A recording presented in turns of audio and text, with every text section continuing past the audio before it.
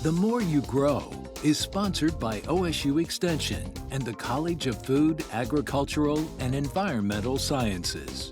Okay, serious question. You grab a can of soda and it's warm. Tragic, right? I mean, who wants to drink room temperature soda?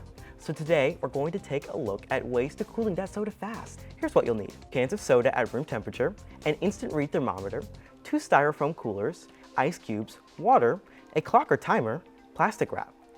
We're testing cooling methods, an ice-only bath and an ice water bath. Cooler number 1 gets filled with ice only, enough to cover the cans. Cooler number 2 gets filled with ice plus water, just enough until the ice is covered. Let's get to testing.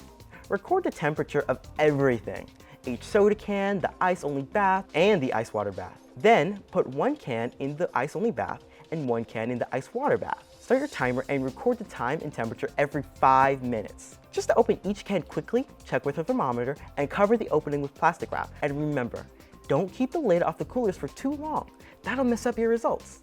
Now, for the fun part, watching which soda cools off fastest. Make a graph with the time on the bottom and temperature on the side. Each line in the graph shows how quickly each method works. Which one hits that cold first?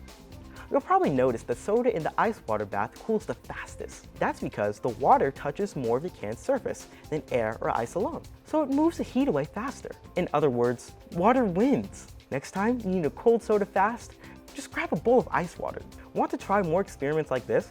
Scan the QR or visit go.osu.edu/themoreYouGrow to find more hands-on science fun and connect with your local extension office. The More You Grow is sponsored by OSU Extension and the College of Food, Agricultural, and Environmental Sciences.